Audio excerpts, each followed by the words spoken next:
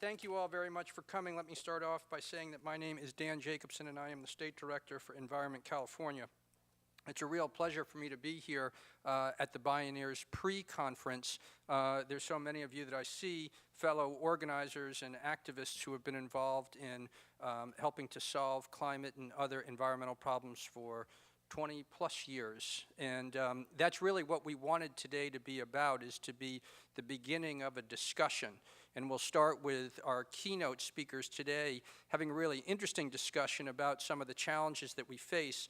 The panels that we've set up and that we've designed throughout the day will all help to facilitate that discussion and have plenty of chances for Q&A. And then as we go into the dinner and throughout the evening, there will be more chances. And under Senator Hayden's leadership, we'll be convening another meeting after this in early January to continue the discussion. So we're really seeing this as a jumping off point, as an opportunity for people to get involved, get a basis of understanding and figure out where we want to take the issue of helping to solve climate and promote clean energy here in California, which, as we all know, and as the governor has said repeatedly, what starts here in California doesn't stay here in California. And we want to continue to move our clean energy and climate solutions that we've brought here for the past 20 plus years, and that we'll continue to bring and have an opportunity for the next 4 or 5 years, really throughout the state and throughout the country and throughout the world. So let's just jump right into it, and we'll start off with Senator Hayden. I think that this film is a perfect way to introduce Senator Hayden, a film from students talking about student activism, and then hearing from Senator Hayden, who is probably one of the foremost leaders of student activism in his days in the student and the youth movement in the early to mid-'60s. It's how I got my start being able to work on social change and political issues, was reading his books and seeing the leadership that he brought to these kinds of movements. Even as a state senator, my first job when I started to work in the Capitol was promoting clean energy, but really I found out quickly that I was an assistant to Senator Hayden throughout most of my time and through his time there, and I really value his leadership and his being able to teach me not only the politics of the state capitol, but the politics in general and the kinds of organizing that we need to do. So let's start off with a quick round of applause for Senator Hayden, and he'll start us off. So, Senator Tom Hayden. Good morning. How's everybody? Are they still coming over the bridge? The purpose of this conference, so that you can settle in, is to introduce some conceptual approaches to one question. There are many environmental questions.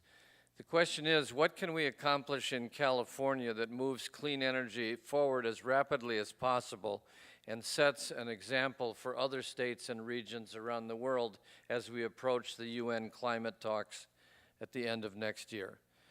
No one is certain that the climate talks will go anywhere. No one. But if we follow the template, if we follow the model proposed here, all of us will make gains at the end of the process. I put up this photo just to introduce myself. I'm the old man. I'm the really old tree. There's one older. It's Jerry Brown, and when he announced that he was going to try to decarbonize California in his second term, I signed on to try to help, which doesn't mean that we all need to agree on a single leader or anything like that, but there is an amazing opportunity here to move towards fulfillment of what began 40 years ago in California. I remember on the day of his election. Now here, this is to show you how far we've come. If you look really closely there in his hand, you'll see that we had a very fledgling solar industry, so to speak. And he was roundly condemned by one and all. And it was a tough time. It was a time when the utilities said we'll have 65 power plants, nuclear plants in California along the coast, or lights out. When there had to be an LNG plant at Point Concepcion at Santa Barbara, or it would be lights out. And it was very, very difficult to argue that solar energy or renewable energy was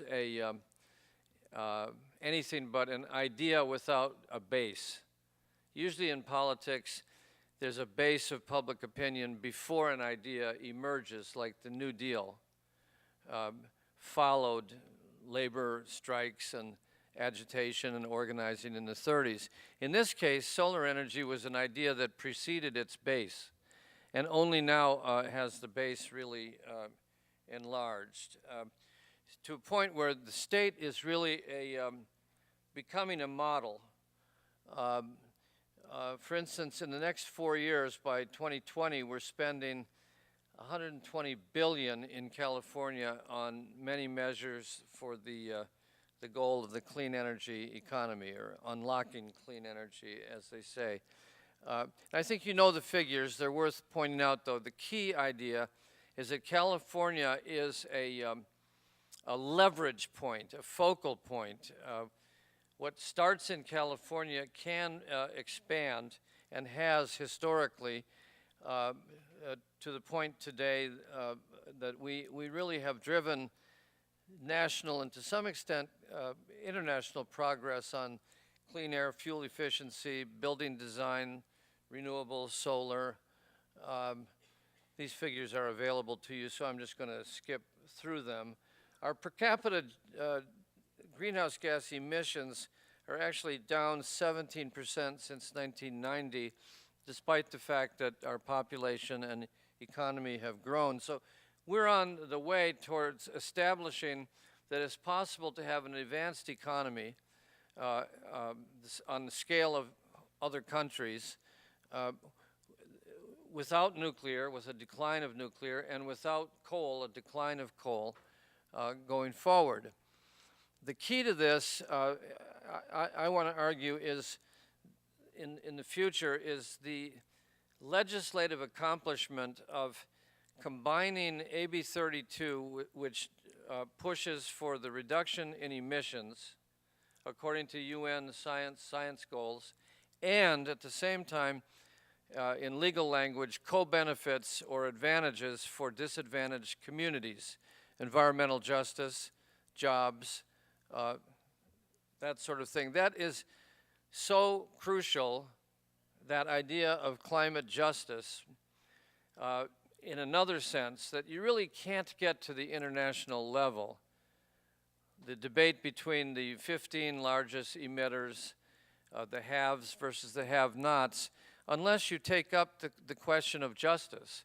You cannot impose emission reductions on other countries who have yet to enter the industrial age. You can do it, though, if there's an integrated concept of justice and the emissions reductions. And I think only California is poised with that vision and with that legal framework going forward. And recent legislation has only enhanced this. I'm going to go through these. That's Dan's organization, Environment California, the green cars. I want to stop here just to say one thing about the fossil fuel lobby. It's interesting, you go around the country, they still think California is weird, and that explains why we're doing so much on renewables. And that you meet this all the time. In fact, California is as divided as any other state. It's simply that our majority is more progressive for now. We are in a combat mode. We are in a conflict mode with WISPA, the oil and gas industry, their lobbyists, and they came very close in the last legislative session to preventing California from extending the cap and trade law to the oil industry, even though they had agreed years ago that they would come under it, it would be phased in.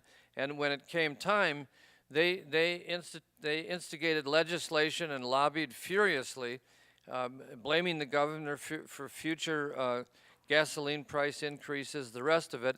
And it took really, really determined leadership by the Senate and by the governor's office to prevent them from getting their way. So don't think that we're safely blue or green or whatever you think just because we are ahead in terms of this model.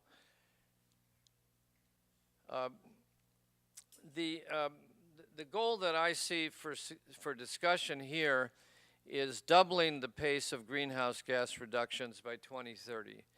That's, some would say, not even enough. I agree, we need to get to 100% by 2050 or sooner, but it's a hard sell to the public without a public campaign, a real grassroots movement starting to talk about the importance of getting those reductions and getting 50% of our electric power from solar and renewables by 2030, or quite simply, we won't make the UN science goals, and we'll be in a brave new world that's extremely hazardous, in which people will be arguing, why don't we just give up goals altogether and each nation state for itself. One of the emphases in the coming year, if you want to keep up with co-benefits for disadvantaged communities, will be a huge effort at slashing methane, black carbon, and so-called short-lived pollutants, because in doing so, it'll allow you to stay on the track. We're talking here, visually, this is a state slide, there's many of them, that shows the socioeconomic differences in the state. Where those pollutants fall most heavily is on the people who are least able to cope, least able to mitigate, highest levels of unemployment, structural racism, and the rest of it. There have to be efforts at tightening transportation and building standards. The state is on track to get to 75% recycling and composting in the next 5 years. There is supposed to be a forest carbon plan issued by 2016. There's a panel on this subject coming up later, but it's not quite clear what's going to be in that plan, especially given the fact that the state seems to be permanently on fire. The divest and invest formula, I think, is extremely important, and I can pretty much predict that by January, somebody in the legislature will introduce a package of bills in the direction of divestment from fossil fuels. For it to get any traction, it will have to start modestly, and to get broad-based support, it will have to be coupled with investment for co-benefits for disadvantaged communities.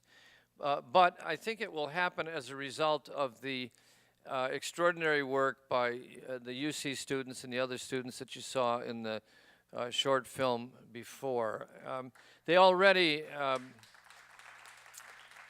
in losing the fight to get the UC to divest, they actually gained a promise from UC to spend $1 billion on clean energy in the next 5 years. And is that much? Who can say? But without that effort by those students, it would not begin to turn the wheel of the UC investments.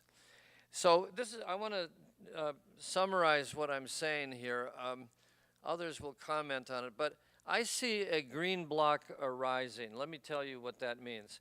If you don't think about the U.S. government as your main focus or the UN as your main focus, but think of the communities where we live and try to make a difference, whether it's Marin or next door in polluted, degraded Richmond, where we live.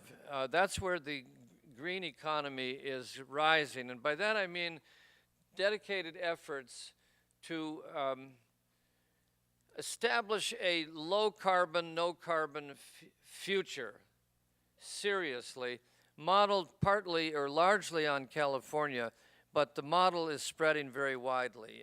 You have the Pacific Coast Collaborative, the Western States plus British Columbia, which already has a carbon tax, which was a big controversy when it was debated originally and is now a settled matter of law, at least in BC. You have my homeland of the Great Lakes, where all those states have signed on to greenhouse gas reduction accords, and they need to be pulled by California, and we need to be aware that some of those states, like Minnesota, are even ahead of California in many respects, and that the Midwest includes Ontario, some Canadian provinces, and that the Great Lakes are really a great precious resource for the development of wind energy in the future. You have the East Coast, New England, same thing. They have a big pact. And only New Jersey left because of political pressure. Chris Christie pulled out as a form of allegiance, apparently, to the people that want him to be our next president. The block I'm talking about, even though it's infantile, is miles ahead of where it was 25 years ago. And it covers a population of about 143 million Americans and a total GDP of $6 or $7 trillion. Then we have California's green diplomatic efforts, which my friend and colleague Emma Taylor calculates represents 581 million people around the world. But these are countries where California actually has negotiated a pact, collaboration. 3 big states in China. California even has a person in the governor's office that negotiates agreements. I'm told if you're from another country, you can't enter the governor's office without leaving with a signed agreement. This block, which diffuses California vision and technology and resources, includes many of the biggest polluters, and it's aimed in the direction of what I would call a green global New Deal. And so that's what I have to suggest. Let me end with just this one image here. We have the Rosetta Stone.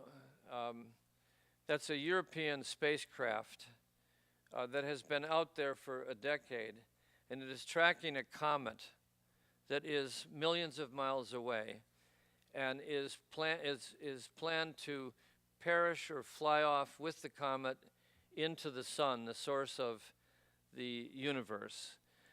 And the process has gone on for years and years and years, and the comet has been reached, and they're traveling towards the future in the sun. And the spacecraft is powered entirely by 2 47-foot solar collectors. The point, I think, is where this all began 40 years ago, with the realization that the technology and the possibility is there to do really great things. The problem is political and economic and cultural. Thanks very much, and I hope you enjoy the day.